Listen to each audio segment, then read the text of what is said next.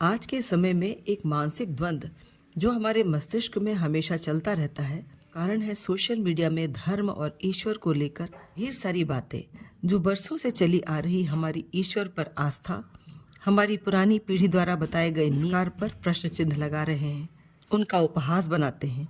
तब ऐसे माहौल में कभी कभी हमारा विश्वास, हमारी आस्था भी डगमगाने लगती है कि प्रतिमा के सामने दीपक जलाने में, स्तुति करने मात्र से बड़ी मुश्किलों में धैर्य रख पाते थे। आज यह सब कुछ नई जनरेशन के लिए उपहास का, मजाक का विषय बन गया। नई जनरेशन को यदि हम छोड़ भी दें, उम्रदराज लोग भी इस तरह की वीडियोस को जब देखते हैं, उनके मन में भ्रम पैदा करता है। तो जहाँ एक तरफ विज्ञान है, तर्क है, वहीं दूसरी ओर हमारे अनुभव है, आस्था है, विश्वास है। गलत दोनों नहीं है, पर यह द्वंद्व कहीं परेशान कर रहा है। जब बुद्धि की सोच और मन की आस्था आपस में टकराते, जब आप पूजा के लिए कुछ वक्त बैठते हैं और आंख मूंद कर सब कुछ उस ईश्वर के भरोसे छोड़ देते हैं। आज की जनरेशन, आज के नए विचार इस तरह की आस्था को इंसान की कमजोरी समझते हैं। कुछ बातों पर गहराई से सोचना जरूरी है ताकि आपकी आस्था और विश्वास भी ना डगमगाए और हम आगे आने वाली जनरेशन की सोच के साथ परिवर्तन को भी स्वीकार कर पाएं। बुरा ज्ञान देने वाली बातों से खुद को दूर करें। आजकल धर्म या ईश्वर के विरोध में बहुत सी बातें कही जाती हैं, क्योंकि विवादित बातें लोगों को लोकप्रिय बनाती हैं।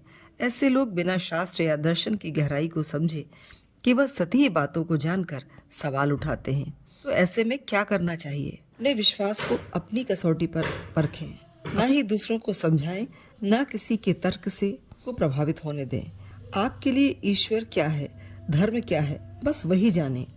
यदि आप ऐसा महसूस करते हैं कि जीवन में हर मुश्किल वक्त में अदृश्य शक्ति ने आपको सहारा दिया है, आपको थामा है, तो आप उसी आस्था और विश्वास में रहें। किसी कुतर्क से अपनी आस्था को हिलने मत दीजिए। धर्म का मजाक कुछ लोगों की वजह से बनता है, और तब बनता है जब धर्म कर्म के रास्ते में आड़े आता है। जा रहे हैं, पूजा पाठ कर रहे हैं, पर जिनका कर्म दूषित है, जो धर्म के नाम पर लोगों को बहका रहे हैं, शायद आज की जनरेशन की सोच भी ईश्वर के नाम पर बढ़ रहे लालच या डर की दुकान वालों की वजह से ही बदल रही है। ये धर्म, हमारा ईश्वर हमें भीतर से एक अच्छा इंसान बना रहा है। धर्म की बातें हमें तक की राह पर चलने के लिए प्रोत्साहित करती हैं। हमारा धर्म या आस्था दूसरे की निजता का हनन नहीं कर रहा है, ना ही थोपा जा रहा है। इस तरह की धर्म की राह से हमें कभी भी नहीं डगमगाना चाहिए। जब मन दुविधा में हो और लोगों की बातें आपको प्रभावित करें, प्रश्न करें। व्यर्थ की पूजा पाठ आपको थका तो नहीं रही है? क्या धर्म, ईश्वर से जुड़ी बातें आपको कर्म करने से रोक रही हैं? क्या आपकी पूजा या अनुष्ठान, महंगी वस्तुएं, जरूरत की वस्तुएं व्यर्थ की जा रही हैं?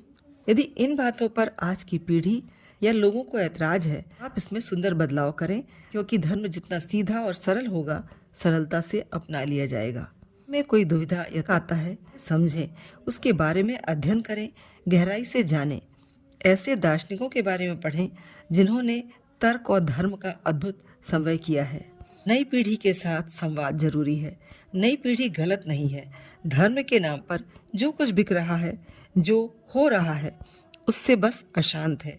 चली आ रही हर नियम, परंपराओं के बारे में बताएं और उन्हें समझें। उन्हें गलत साबित करने की जगह अपने अनुभव, अपनी आध्यात्मिक शक्ति के अनुभव साझा करें। अनुभव को सबसे ऊपर रखें। सोशल मीडिया या अन्य किसी के माध्यम से आई बातें आपको परेशान करें या व्यक्ति के अनुभव को सबसे ऊपर रखें। यदि आप धर्म की सच्ची राह पर हैं, तो इस तरह की कोई भी बातों पर प्रतिक्रिया देने की बजाय अपनी आस्था और विश्वास के साथ ही जिएं, क्योंकि ऐसे लोगों के विचार भ्रम फैलाने के लिए होते हैं और ट्रेंड के हिसाब से बदलते जाते हैं। तो जब आपका दिमाग और हृदय द्वंद्व से गुजरे, तो याद रखिए, दिमाग का काम है तर्क करना और हृदय का काम है महसूस करना। आप उसमें जिए जो आप महसूस करते हैं। उस शांति को मत छोड़िए जो ईश्वर के सानिध्य में आपको मिलती है, क्योंकि आस्था का अर्थ आंखें बंद करना नहीं, बल्कि जीवन को व्यापक अर्थ में देखना और समझना है। आपकी जड़ संस्कारों में है और आपकी सोच आधुनिक तर्क से उलझी है। संस्कारों के साथ जिएं और नए तर्कों की उपयोगिता के हिसाब से सुंदर और सकारात्मक परिवर्तन को भी अवश्य स्थान दें।